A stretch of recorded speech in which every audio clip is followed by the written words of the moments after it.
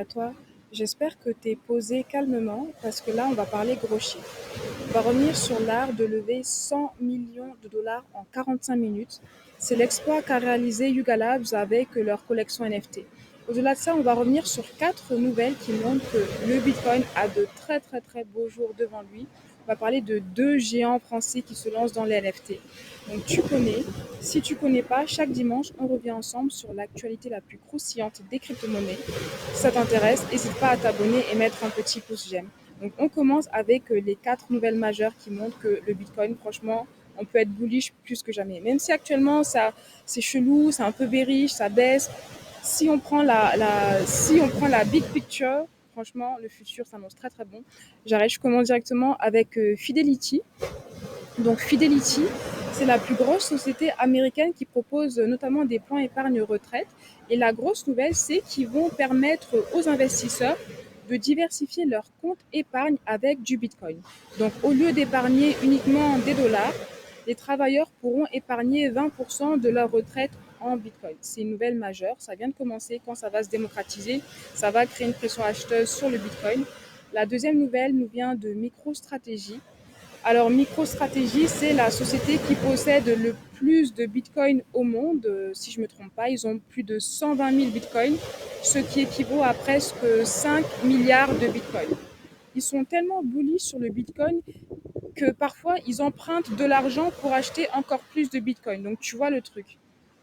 La nouvelle, c'est que MicroStrategy sera le premier client du nouveau service de Fidelity et ils vont permettre à leurs employés d'investir une partie de leur épargne en Bitcoin. Et c'est d'ailleurs une demande qui venait de la part des employés eux-mêmes. Donc les employés de MicroStrategy, eux aussi, ils croient au Bitcoin. Et le CEO de MicroStrategy a annoncé que selon lui, le Bitcoin est moins risqué que les obligations, les stocks ou l'immobilier. Selon lui, le Bitcoin, c'est une propriété numérique qui va énormément s'apprécier dans les années à venir. Donc il est très bullish sur le Bitcoin, on le sait avec tous ses achats. Et ce qu'on peut en déduire, enfin le commentaire qu'on peut faire sur ces news, c'est que malgré les fluctuations ou la tendance bearish que subit le marché et le Bitcoin actuellement, quand on prend du recul et qu'on voit toutes les petites graines qui sont en train d'être plantées, quand on voit tous ces gens qui croient dans l'avenir du Bitcoin, ce sont vraiment des signes bullish, en tout cas à mes yeux. Not a financial advice. L'autre nouvelle très bullish nous vient de Goldman Sachs. Alors Goldman Sachs, c'est une des plus grandes institutions financières de Wall Street. Goldman Sachs a déjà montré son intérêt pour le Bitcoin et là, ils ont encore frappé en lançant un nouveau produit. Ils ont lancé un prêt garanti par le Bitcoin. Donc, en gros, ils vont permettre à leurs clients d'emprunter de l'argent, par exemple d'emprunter des dollars, en utilisant leur Bitcoin comme collatéral. C'est-à-dire que les clients pourront déposer des Bitcoins comme garantie pour avoir un prêt en dollars. Ça pose un problème. Ça pose le problème suivant. Le prix du Bitcoin est volatile et pour gérer ce risque, le client aura 2 options. La première, si le Bitcoin baisse de manière significative, on pourra demander au client d'augmenter sa garantie, donc c'est-à-dire qu'on demandera au client d'apporter plus de Bitcoin. La deuxième, c'est tout simplement la liquidation.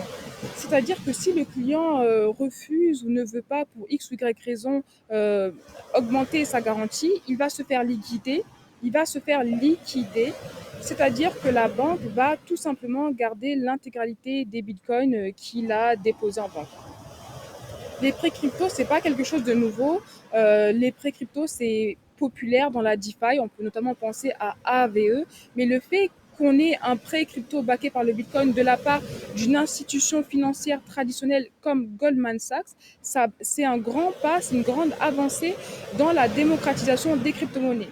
Parce qu'on sait que personne ne va être le premier, mais quand il y a quelqu'un qui se lance, quand il y a quelqu'un qui a le courage de se lancer, d'innover, on sait que les autres suivent. Et donc, c'est ce qui risque de se passer. On risque de voir d'autres banques qui risquent de suivre les traces de Goldman Sachs. Et ça annonce que du positif pour le Bitcoin.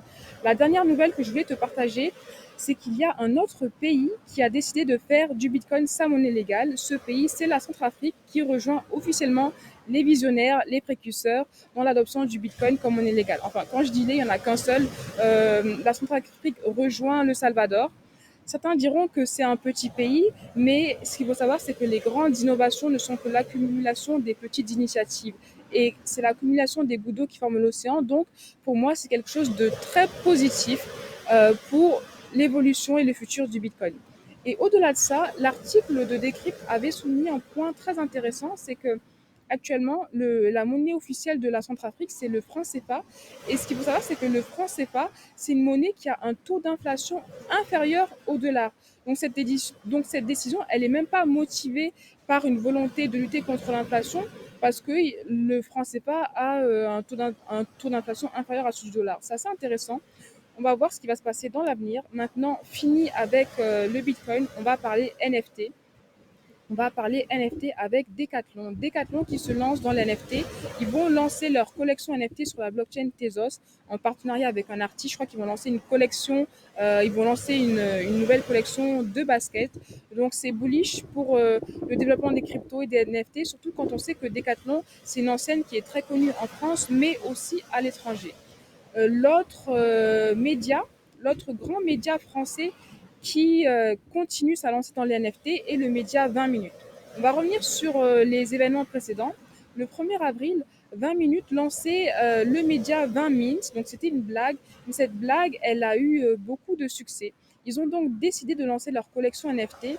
Cette semaine, ils ont lancé 999 NFC qui se sont sold out. Donc tous les NFT se sont vendus. Ils ont également fait un partenariat avec Ledger pour distribuer 10 Ledger à leur communauté. Donc on voit qu'ils sont très pro NFT et c'est quelque chose de très bullish venant d'un média traditionnel. Et on voit vraiment qu'il y a de plus en plus de médias ou d'entreprises ou de banques traditionnelles qui voient l'univers des cryptos et des NFT et qui décident de saisir cette opportunité. Donc, ce sont que des signaux positifs pour le développement des cryptos. Maintenant, on va parler métaverse. On va parler du métaverse Otherside, qui est le métaverse de Yuga Labs. Yuga Labs, qui sont les fondateurs des Bored Ape Yacht Club. Ils ont lancé leur collection NFT. Donc, c'était hier, je crois. Les personnes ont pu mint les terrains qu'ils appellent Otherdit. Pour s'en procurer, il fallait premièrement passer l'étape de KYC, donc vérifier son identité, et il fallait être prêt à débourser 305 ApeCoin, qui équivaut à peu près quelques milliers de dollars, parce que la vente de ces terrains Otherdit n'était uniquement disponible en ApeCoin, qui est la monnaie du métaverse. Et ils ont réussi à faire l'exploit de vendre pour 100 millions de dollars en 45 minutes. C'est exceptionnel. Avant la vente, on a vu que le cours de l'ApeCoin a subi une forte hausse, mais on a vu qu'après ça, la hausse, l'engouement s'est essoufflé et l'ApeCoin a subi une baisse. Donc on pourrait se demander si c'est un token qui a de l'avenir ou pas. Et par rapport à ça, je voulais juste rapidement revenir sur plusieurs éléments. Le premier, c'est que Yuga Labs a récemment levé 405 millions de dollars. Donc c'est une entreprise qui est aujourd'hui valuée à 4 milliards de dollars. C'est beaucoup. Le token Litecoin est un token qui est utilisé pour acheter les produits créés par Yuga Labs. Donc les produits créés par Yuga Labs sont exclusivement achetables en Litecoin. Litecoin, c'est également le token de gouvernance de Litecoin DAO. Donc tous les détenteurs de Litecoin ont des droits de vote dans les propositions qui sont faites pour la communauté.